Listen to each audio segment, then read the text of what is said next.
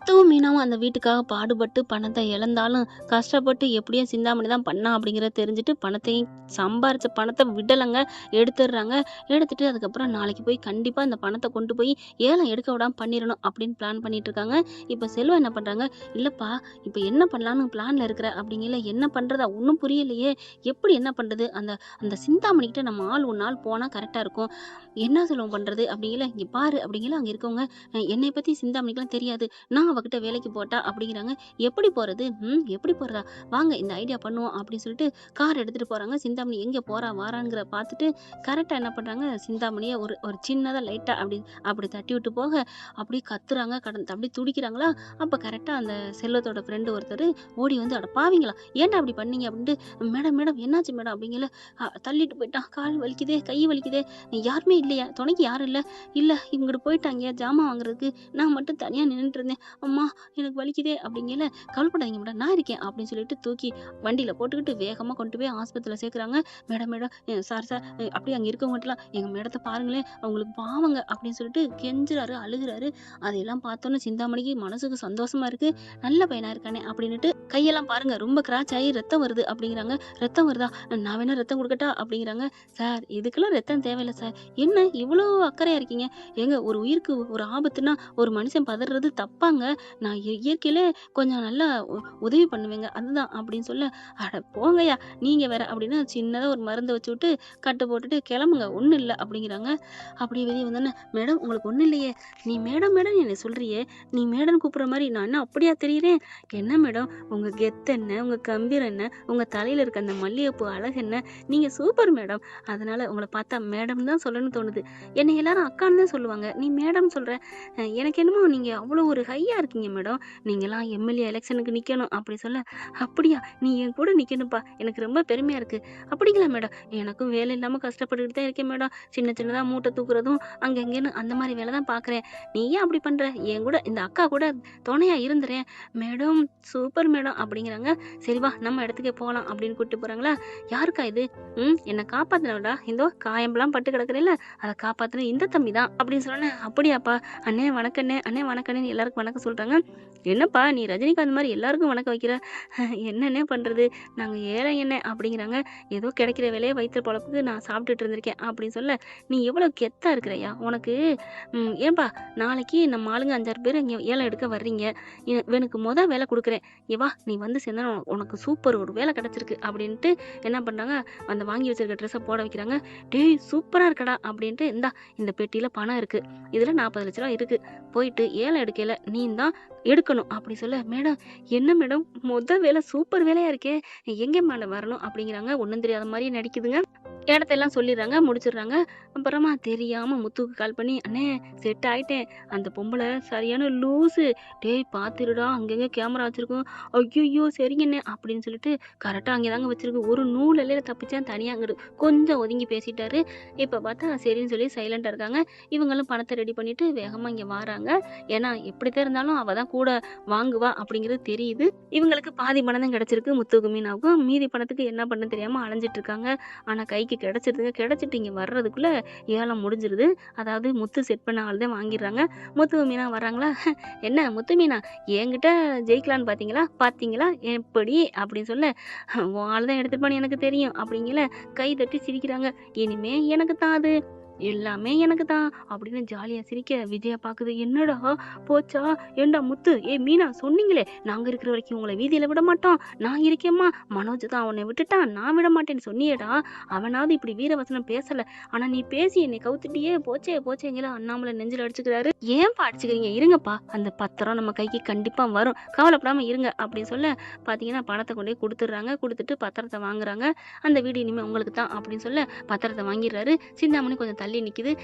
கொண்டாடா, டேய் சுரே, டேய் வா கொண்டா, அட சுரேஷ் கொண்டாடா அப்படின்னு சொல்ல, கொண்டாடணுமா இருங்க அப்படின்னு சொல்லிட்டு வேகமா 2 ஸ்டெப்பு நடக்க அப்படியே சிரிப்பு சிந்தாமணிக்கு சந்தோஷம் தாங்கல. அப்படியே வந்தவர் டக்குன்னு யூ டர்ன் போட்டு முத்துக்கிட்ட போய் இந்தாங்கண்ணே அப்படின்னு குடுக்குறாரு. டேய் பத்திரத்தை குடுறா, என்னடா என் காசை வாங்கிட்டு அப்படி இப்படின்னு சொல்ல போலீஸ்லாம் நிக்குது. இங்க பாருங்கங்க எப்படி கம்பல் பண்ணி கேக்குது அப்படிங்கிற சிந்தாமணி வாயை முடிக்கிறது. அதுக்கப்புறம் விஜயா அண்ணாமலை என்னடா நடக்குது அப்படிங்கிற முத்து என்ன பண்றாங்க, என்ன சிந்தாமணி மேடம் உங்களுக்கு தான் எல்லாம் தெரியும்னு நினைச்சீங்களா? என்னமோ சொன்னீங்களே இந்த ஆளுங்க பூரா ஏன் ஆளுங்க, ஏலம் எடுத்தது ஏன் நான் தான் எடுத்தேன், இந்த வீடு இனிமே எனக்கு தான் ரொம்ப சவால் விட்டீங்க பாத்தீங்களா? நான் வச்சம்ல கருப்பாடு ஆடி போறாங்க. டே சுரேஷ் அப்ப நீ வந்து நாடகம் ஆடித்தான் என் கூட சேர்ந்தியாடா? ஆமா சிந்தாமணி. என்னது சிந்தாமணியா? மேடம்னு சொன்னியடா? ஓ மூஞ்சிக்கெல்லாம் சிந்தாமணி சொல்றதே பெருசு, நீங்கெல்லாம் பெரிய ஆண் அழகில பெண் அழகின்னு நினைப்போ அப்படின்னு சொல்ல, அட பாவி உங்க முடி நல்லா இருக்கு, உங்க மொழி நல்லா இருக்கு, உங்க கம்பீரம் நல்லா இருக்குன்னு சொன்னியேடா. ஐயோ ஐயோ உன்னைய நேருக்கு நேரம் திட்டுறவங்கள கூட நம்பிடலாம், ஆனா வஞ்ச புகழ்ச்சி பண்றாங்க பாரு, அவங்க கிட்ட நீ உஷாரா இருக்கணும் சிந்தாமணி. சிந்தாமணி நான் உங்ககிட்ட நடிச்சேன், எனக்கு எல்லாமே என் அண்ணன் தான். என்ன நினைச்சிட்டு இருக்க? நாங்கெல்லாம் உப்பிட்டவங்கள உயிர் வரையும் மறக்க மாட்டோம், நீ தான் மாஸ்டருக்கு துரோகம் பண்ணிட்ட அப்படின்னு சொல்லிட்டு, அண்ணே வரட்டா ஓகே தானே அப்படிங்கிற, டேய் நில்லுடா அப்படிங்கிற, ஹே பே அப்படின்ட்டு போக மூஞ்சி ஆளையும் பாரு. இவங்க வந்து மேடமா நான் போயிட்டு மேடம்னு உன்னை கூப்பிட்ட வாய இது ஊத்தி கழுவணும், பெனாயில் ஊத்தி நான் கிளம்புறேன் அப்படின்ட்டு போறாங்க. முத்து அண்ணாமலை எல்லாருமே சிரிக்கிறாங்க. ஏன் சிந்தாமணி உனக்கு இந்த தேவையில்லாத வேலை? டேய் எனக்கு என் பணமா நேர்மையாக தான் நாங்கள் வாழ்ந்துட்டு இருந்தோம், ஆனா சரி போகுது அப்பா கொடுத்துருவோம் அப்படின்ட்டு அந்த மீதி பணத்தை இந்தா வச்சு தொலை போய்க்கோ அப்படின்னு சொல்லி கொடுத்துட்றாங்க. அப்படியே பார்க்குறாங்களா, போச்சே என் பணம் போச்சே, எல்லாம் போச்சே, என் கனவு போச்சே அப்படின்னு சொல்லி அங்கேருந்து கிளம்புது. அதுக்கப்புறம் எல்லாருமே ஹாப்பியாகிறாங்க, வீட்டுக்கு வந்துடுறாங்க. மனோஜ் வராரு. மனோஜ் வந்ததுக்கப்புறம் எனக்கு தெரியும்பா முத்து இந்த மாதிரிலாம் பண்ணுவேன்னு அப்படின்னு சொன்னோன்னு சும்மா வைக்கிது பாருங்க ஒரு சொல் பொண்ணு மனோஜா விஜயா ஒரு அட்டி. இந்த பத்திரம் வர்றது காரணம் என் முத்துடா, நீயா? நீ இனிமே இந்த வீட்டுக்குள்ளே வராத, வெளியே போடா அப்படின்னு சொல்லிட்டு பெட்டி படிக்கலாம் அள்ளி துணிமணிலாம் கொண்டாந்து ஓடிடுறான் அப்படின்னு சொல்லி விரட்டி விடுது. மனோஜ் அப்படியே சுருண்டு போய் கிடக்குறான். அம்மா உன்னை விட்டா நான் எங்கேயுமா போவேன், எங்கேயும் போக மாட்டேமா அப்படின்னு அழுகுறாரு. சிந்தாமணி செம்ம வெறியில கோவத்தோட வீட்டுக்கு போனா அங்கே ரோஹிணி வீட்டுக்கு தாங்க போகுது. அவ இனிமே அந்த வீட்டில் இருக்கக்கூடாது அப்படின்ட்டு, ஏன்னா அந்த வீட்டுக்காகத்தானே அவளை அங்கே வச்சிருந்தோம்.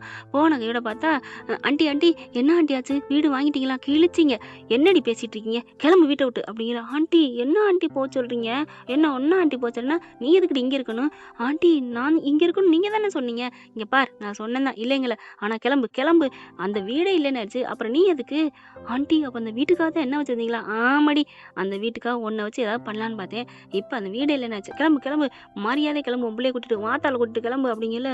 பாத்தியாடி இதுதான் உலகம், நல்லவன் நம்புனில விரட்டிட்டால அப்படிங்கிற. ஓ உன் சம்மந்தி மட்டும் என்ன உனக்கு என்ன சாம்பிராணியை போட்டா உன் மூஞ்சில முழிக்க கூட பிடிக்காதுன்னு விரட்டி விட்டா, பேசுறாளுக்கு பேச்சு அப்படிங்கிற. ரோஹிணி பாக்குது, அம்மா நீ கவலைப்படாதம்மா, அவர் வீடு பிடிச்சும் தரணும், 25,000 சம்பளம் காசும் தரணும், அது ரெண்டுமே தரல, போனா போயிருந்து விட்டு வச்சிருந்தேன், வாமா நம்ம இங்கே போவோம் அப்படின்னு சொல்லிட்டு வேக வேகமாக வர்றாங்களா.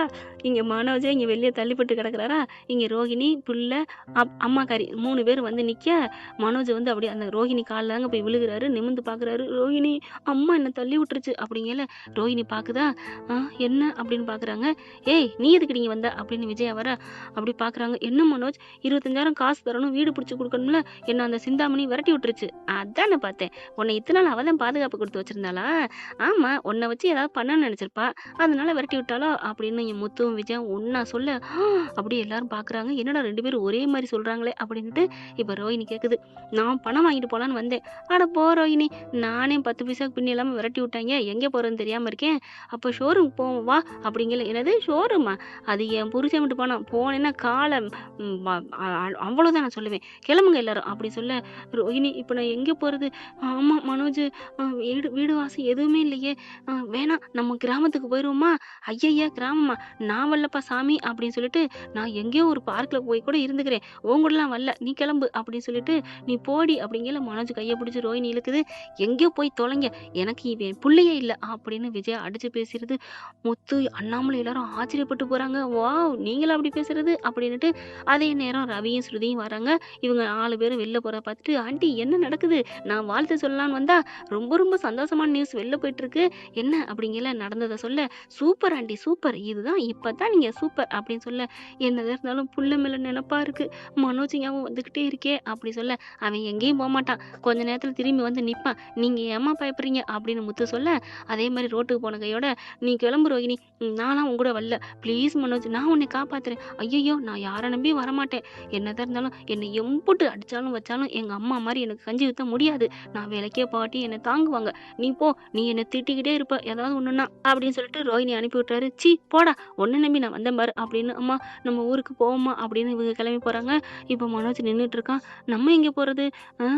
நமக்கு அம்மா தான் முக்கியம். காலில் விழுந்தாவது கஞ்சி குடிச்சிரும் அப்படின்ட்டு வந்துட்டு அம்மா அப்படின்னு நிக்க, முத்து சொல்றாரு, சொன்னேன்ல வந்துட்டேன் பாத்தியா அப்படிங்கல. மனோஜ் அப்படின்னு ஓடி போய் கட்டி பிடிக்குது. அட வெக்கம் கட்டதுல இதுக்கு எதுக்கு இந்த வீராப்பு? அதுக்கு பருத்தி மூட்டை குடன்ல இருந்துக்கலாமே அப்படின்னு தானங்க சொல்லணும்னு தோணுது. இந்த வீடியோ உங்களுக்கு பிடிச்சிருந்தா தயவு செய்து லைக் பண்ணுங்க. இன்னும் அப்டேட்ஸ்க்காக சேனலை சப்ஸ்கிரைப் பண்ண மறக்காதீங்க. நம்ம கிட்ட இருக்க எல்லா சேனல்ஸோட லேட்டஸ்ட் வீடியோ அப்டேட்ஸ்க்காக மேல ரைட் சைடுல காட்டுற லிங்கை கிளிக் பண்ணி வாட்ஸ்அப் குரூப்ல ஜாயின் பண்ணுங்க. உங்களிடம் விடைபெறுவது நான் உங்கள் மெஹர்.